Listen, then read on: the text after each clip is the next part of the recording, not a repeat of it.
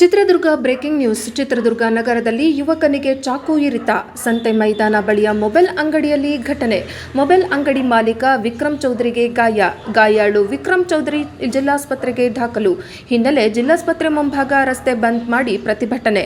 ಹಿಂದೂ ಕಾರ್ಯಕರ್ತರು ಹಾಗೂ ಶ್ರೀರಾಮ ಸೇನೆ ಕಾರ್ಯಕರ್ತರಿಂದ ಪ್ರತಿಭಟನೆ. ಪ್ರತಿಭಟನಾ ಸ್ಥಳಕ್ಕೆ ಎಸ್ಪಿ ರಂಜಿತ್ ಕುಮಾರ್ ಬಂಡಾರು ಭೇಟಿ. ಪ್ರತಿಭಟನಾಕಾರರ ಮನವೊಲಿಕೆಗೆ ಎಸ್ಪಿ ಪ್ರಯತ್ನ. ಗಾಯಾಳುವಿನ ಆರೋಗ್ಯ ವಿಚಾರಿಸಿದ ಎಸ್ಪಿ ರಂಜಿತ್ ಕುಮಾರ್ ಬಂಡಾರು. ಜಿಲ್ಲಾಸ್ಪತ್ರೆ ಬಳಿ ಬಿಗುವಿನ ವಾತಾವರಣ. ಹೆಚ್ಚಿನ ಪೊಲೀಸರ ನಿಯೋಜನೆ.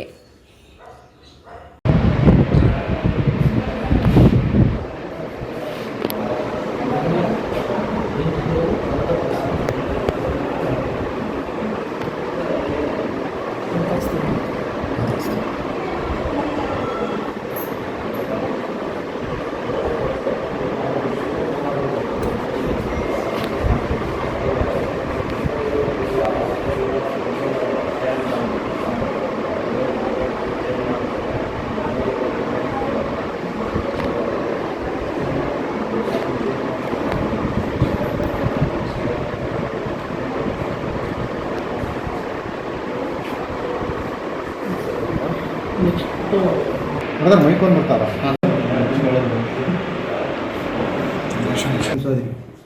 ಯಾವ ಮಾಡಿ ಚೌಧರಿ ಮೊಬೈಲ್ ಏನಕ್ಕೆ ಬಂದಿದ್ರು ಅವರು?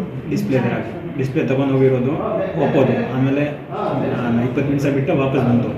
ಅದು ನನ್ನ ಮೊಬೈಲ್ ಸ್ಯಾಮ್ಸಂಗ್ ಇದೆ.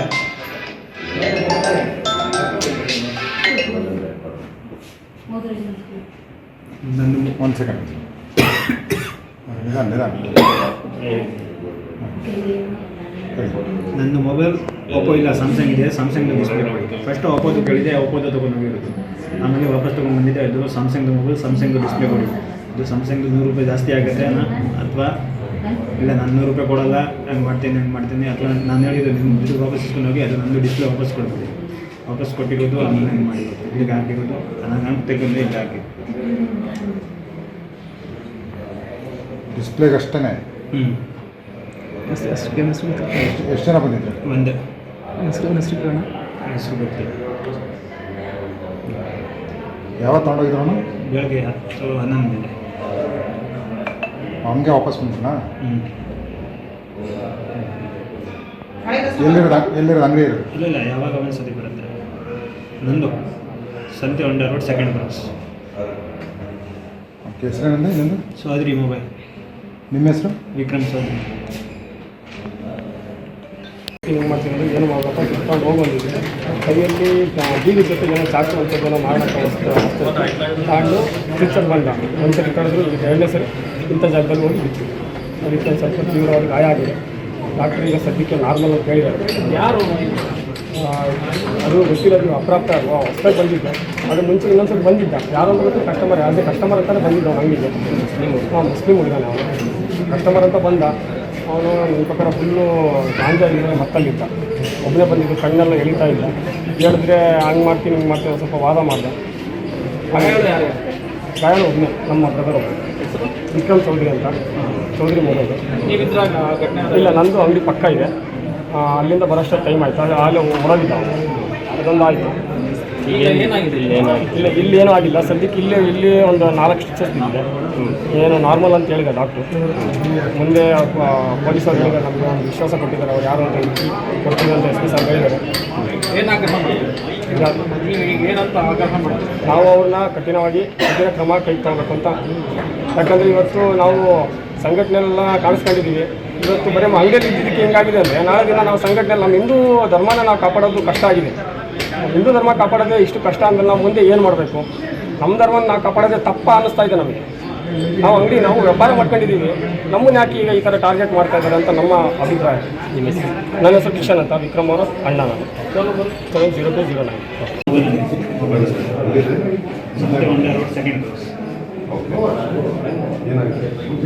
ಮೊಬೈಲ್ ಡಿಸ್ಪ್ಲೇ ಬೆಳಗ್ಗೆ ಬಂದಿರೋದು. ಒಪ್ಪೋ ಬಂದಿದ್ದು ಡಿಸ್ಪ್ಲೇ ತೊಗೊಂಡಿದ್ದು. ಯಾರು? ಮುಸ್ಲಿಮ್ ಹುಡುಗರ ಶಾಪಲ್ಲಿ CC ಕ್ಯಾಮ್ರಾ ಬೆಳಗ್ಗೆ ಬಂದಿದೆ. ಆ ಡಿಸ್ಪ್ಲೇ ಕೊಡಿ, ನಾನು ಡಿಸ್ಪ್ಲೇ ಕೊಟ್ಟಿರೋದು ಅದನ್ನ 40 ರೂಪಾಯಿ ಇಸ್ಕೊಂಡಿದ್ದೆ. ಅದು ಒಪ್ಪೋದು ತೊಗೊಂಡು ಹ್ಞೂ 10 ನಿಮಿಷ ಬಿಟ್ಟು ಬೇರೆ ಕಡೆ ಫಿಟ್ ಮಾಡಮ್ಮ, ನಾನು ಫಿಟ್ ಮಾಡಲ್ಲ, ನಾನು ಹೇಳಿದ್ದು ನೀವು ಬೇರೆ ಕಡೆ ಫಿಟ್ ಮಾಡಿ ನಾನು ಡಿಸ್ಪ್ಲೇ ಕೊಡ್ತೀನಿ ನಿಮಗೆ. ಡಿಸ್ಪ್ಲೇ ತೊಗೊಂಡು ಹೋಗಿರೋದು 10 ನಿಮಿಷ ಬಿಟ್ಟು ವಾಪಸ್ ಬಂದಿದೆ. ಹ್ಞೂ ನಂದು ಮೊಬೈಲ್ ಸ್ಯಾಮ್ಸಂಗ್ ಇದೆ, ನೀವು ಡಿಸ್ಪ್ಲೇ ಕೊಟ್ಟಿರೋದು ಒಪ್ಪೋದು. ಓಕೆ ನಾನು ಹೇಳಿರೋದು ಅದು 640 ರೂಪಾಯಿದು ಒಪ್ಪೋದು, ದುಡ್ಡು 740 ರೂಪಾಯಿಂದ 100 ರೂಪಾಯಿ ವ್ಯತ್ಯಾಸ ಇದೆ. ಓಕೆ 100 ರೂಪಾಯಿ ಕೊಡಿ, ನಾನು ಡಿಸ್ಪ್ಲೇ ಕೊಡ್ತೀನಿ, ಅಥವಾ ನಿಮ್ದು ಎಷ್ಟು ದುಡ್ಡು ಕೊಟ್ಟಿರೋದು ನಾನು ವಾಪಸ್ ಕೊಡ್ತೀನಿ. ದುಡ್ಡು ವಾಪಸ್ ಕೊಟ್ಟಿರೋದು, ಆಮೇಲೆ ಹೇಳಿರೋದು ಇದು 100 ರೂಪಾಯಿ ಯಾಕೆ ಎಕ್ಸ್ಟ್ರಾ ನಾನು ಹೇಳಿದ್ದು, ಅದು ಮಾಡಲು ಬೇರೆ ಅದು ಮಾಡಲು ಬೇರೆ, ಅದ್ರದ್ದು 100 ರೂಪಾಯಿ ಎಕ್ಸ್ಟ್ರಾ ಆಯಿತು. ಅಥವಾ ಒಂದು ದುಡ್ಡು ನೀವು ವಾಪಸ್ ಇಸ್ಕೊಂಡು ಹೋಗಿ, ಅದು ವಾರಕ್ಕೆ ಡಿಸ್ಪ್ಲೇ ಬರಲ್ಲ, ಲಾಸ್ ಮಾಡ್ಕೊಂಡು ಕೊಡೋಕ್ಕೆ ಆಗಲ್ಲ. ನಾನು ದುಡ್ಡು ವಾಪಸ್ ಕೊಟ್ಟಿದ್ದೆ, ಡಿಸ್ಪ್ಲೇ ವಾಪಸ್ ಕೊಟ್ಟಿದ್ದೆ ಅದು